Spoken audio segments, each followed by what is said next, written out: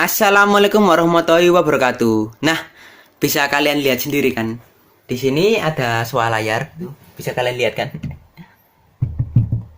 Oke, dia tidur. Dan di atas ini sendiri masih belum saya isi apa-apa sih. Karena rencananya itu saya isi biawak ataupun saya isi swalayan juga. Tapi karena saya sendiri agak males ya nambahin hewan peliharaan. Dan hewan peliharaan di rumah saya ini cuma ada iguana ini, gecko 3 ekor, dan swalayan. Meskipun ini swalayan bukan punya saya teman-teman. Jadi swalayan ini titipan dari teman saya. Saya itu disuruh jinakin dia.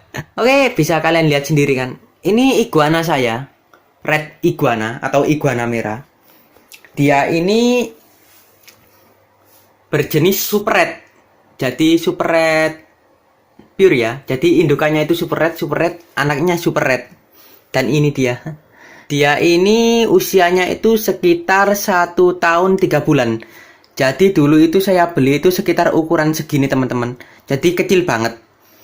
Oke, dia melek ya. Jadi ukuran 2 jari ini bahkan jauh lebih kecil daripada bunglon sih menurut saya. Dan sekarang udah segede ini, sekitar 1 meter 15 cm ya. Kalau enggak saya potong. Coba lihat ini. Ini ekornya sempet kering teman-teman. Jadi ekornya itu ada sel-sel mati dan mengering kayak batang kering gitu. Dan kalau ini dibiarkan, maka akan merembet sampai seluruh ekor dan akan berujung pada cacat ya. Jadi sebelum dia ini menyebar, maka saya potong bagian ujung ekornya ini. Eman banget sih menurut saya. Karena saya itu cita-citanya itu punya iguana jumbo nominus. Dan sekarang malah minus. Ini kamar saya. Dan memang saya itu kadang itu tidur bersama dengan hewan-hewan ini ya. Iguana merah saya ini saya free room. Sebenarnya tempat tidurnya itu nggak di sini teman-teman. Di sini itu tempat saya naruh laptop ataupun saya itu naruh buku. Dia itu tidurnya itu kadang di sini, kadang di atas kipas ini, kadang juga mojok di sana. Bahkan lebih sering itu berada di antara bantal-bantal ini. Berada di antara tumpuk-tumpukan bantal, dia itu paling sering tidurnya. Tapi yang membuat risih saya itu dia itu nya itu masih sembarangan gitu. Jadi nya itu kadang itu dia itu dari sini turun terus langsung di bawah. Jadi itu sih yang membuat saya itu risih. Dia ini sebenarnya udah lama saya latih buat dia itu supaya pup di kamar mandi lah, karena bisa kalian perhatikan sendiri kan. Di sini itu sebenarnya udah kamar mandi teman-teman. Ya gitulah. Dia ini masih repot untuk pembelajarannya gitu loh. Karena ya memang sejak kecil sendiri dia ini nggak saya free room. Jadi waktu kecil itu dia itu saya itu masih kandangin. Karena sekarang ukurannya udah gede dan dia juga sempat nabrak-nabrak kandang waktu itu. Jadi saya free room. Nah, saya free room ini supaya menghilangkan ini dia. Oke, kita ganggu dikit-dikit aja ya dia. Oke, agak sakit ya. Coba lihat. Nah, saya free room buat menghilangkan ini dia, rubbing pada bagian mulutnya. Di bagian mulutnya ini juga ada kayak benjolan, kayak bengkak. Sebenarnya ini tuh kalau pada manusia itu nanah teman-teman. Dia ini jantan dan sedang birahi sekarang. Mungkin dari itu dia itu sering banget nabrak-nabrak kandang. Kalian perhatikan pada bagian dagunya ada lemak. Ini tuh pertanda kalau dia itu jantan. Dan lemak ini sendiri akan muncul saat iguana itu berusia sekitar hampir 1 tahunan. Dan dia sendiri juga punya femoral, tanduk-tanduk yang berjejer di antara kaki pahanya ini. Ini namanya femoral teman-teman. Jadi kalau semakin panjang itu biasanya itu dia itu birahi. Iguana saya ini birahinya itu pinter teman-teman. Jadi dia itu paling cuma angguk-angguk gini aja, nggak nyebet atau apapun, nggak gigit juga. Karena saya ada teman, dia itu punya iguana dan posisi birahi. Jadi dia itu buka kandang gini, langsung diloncatin. Dan otomatis kan dia itu nangkap gini ya. Dan iguananya itu gigit pada bagian pergelangan tangan ini. Dan dapat 10 jahitan. Padahal iguana ini pemakan tumbuhan loh. Tapi giginya itu udah kayak silet nih. Kayak karnivora. Ya wajar sih karena dia ini masuk ke golongan reptil. Memang jenis iguana ini kalau udah birahi itu ngawur dia. Di video kali ini saya bakal membahas kenapa iguana itu di free room. dan kekurangan dari free room tersebut ya. Jadi kebanyakan kalau kalian pelihara iguana kan mesti dikandangin. Kadal-kadalan itu mereka itu rata-rata nggak mau dibatasin pergerakannya. Sama kayak swalayan. Ketika mereka itu udah mencapai ukuran dewasa, biasanya mereka itu akan nerobos-nerobos kandang sehingga membuat mulut mereka itu luka atau yang biasa kalian sebut itu rubbing gitu. Free room ini cukup bagus teman-teman, apalagi untuk iguana kontesan. Jadi iguana kontesan itu rata-rata itu di free room. Termasuk beberapa teman saya yang mereka itu rata-rata free room iguana kontesan teman-teman. Tujuannya itu apa sih? Jadi untuk menjaga agar speknya ini tidak nyangkut ke sangkar-sangkar ataupun jeruji-jeruji besi ya.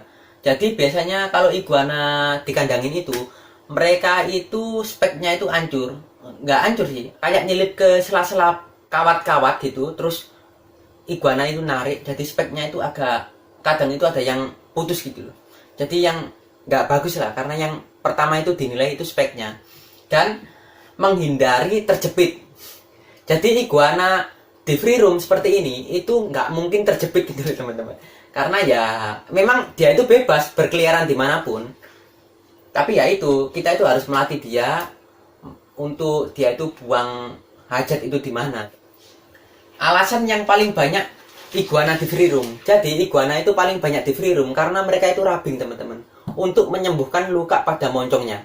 Jadi luka pada moncong ini memang harus disembuhkannya itu ya diumbar seperti ini teman-teman.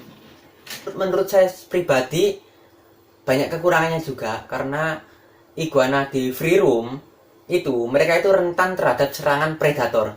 Di rumah saya itu ada kucing. Jadi iguana ini dulu sempat saya free room sekitar usia 5 bulanan.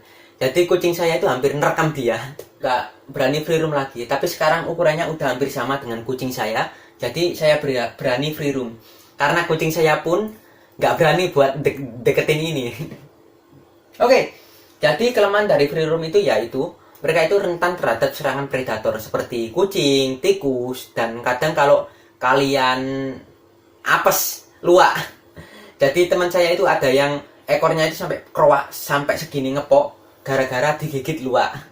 Jadi di sini itu masih banyak luak liar ya teman-teman. Di free room sendiri juga kadang itu mereka itu sendiri juga sembarangan. Sama seperti iguana saya ini sendiri. Mereka masih sembarangan teman-teman. Kadang itu di sini, kadang di situ. Tapi akhir-akhir ini dia itu agak pinter. Jadi dia itu itu di WC. Jadi nggak sia-sia lah saya mengajarin iguana ini untuk di situ. Tapi ya gitulah teman-teman. Kadang dia itu nyepit di antara sana, nyepit di sela-sela situ. Jadi yang saya khawatirkan itu cuma speknya ini.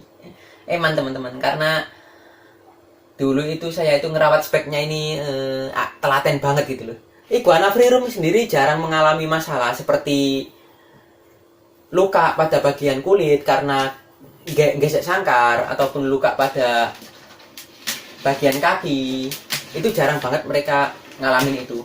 Sebenarnya kandang iguana itu kalau kalian kandangi ya, sebenarnya nggak boleh kandang kawat ram-raman ataupun kandang untuk lovebird atau burung-burung itu yang kandang dari jeruji besi. Yang harus kalian pakai itu sebenarnya kandang box seperti ini. Karena kandang seperti ini itu minimalisir luka pada iguana sebenarnya.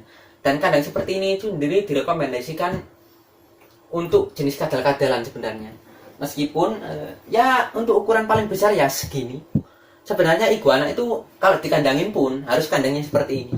Kalau kalian kasih kandang ram-raman ya itu konsekuensinya dia masih membentur kandang. Saya sendiri males gitu loh kalau dia itu free room seperti ini kan. Tapi ya apa boleh buat menyembuhin rubbingnya. Iguana itu saat masih kecil, saat usia sekitar baby, dia ini harus dikandangin teman-teman, karena ya menghindari kabur ataupun dia itu digigit oleh predator kayak kucing. Iguana saya dari jenis common iguana yang paling sering dipelihara oleh orang-orang.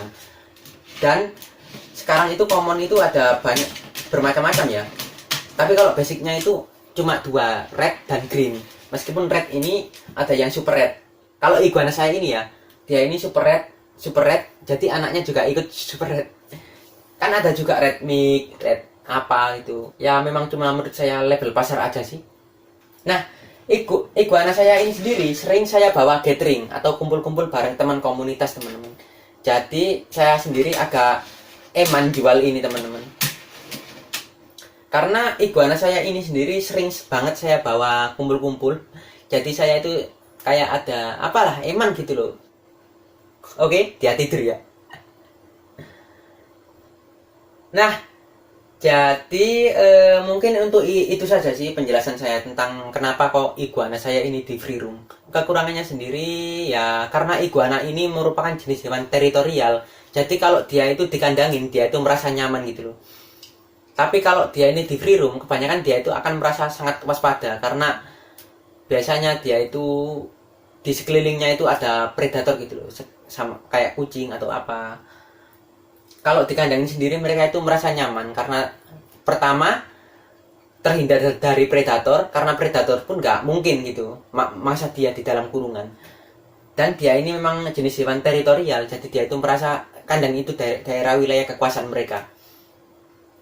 Kalau di free room seperti ini biasanya mereka itu akan mencari tempat yang senyaman mungkin. Jadi kalau iguana di free room itu mereka itu rentan nyepit gitu. Jadi kalau rumah kalian itu banyak barang, iguana itu bisa nyepit ke barang-barang itu. Jadi dia itu mencari tempat senyaman mungkin. Saya itu setiap menjelaskan itu langsung otomatis gitu loh. Jadi kadang saya itu nggak memfilter sesuatu. Kalau saya salah atau apapun mohon kalian koreksi ya. Itu saja untuk video kali ini. Jangan lupa like dan subscribe. Wassalamualaikum warahmatullahi wabarakatuh. Oke, kita akan kembalikan ini ke tempat dia tidur ya. Jadi biasanya dia itu tidur di atas ini. Oke, kita biarkan aja.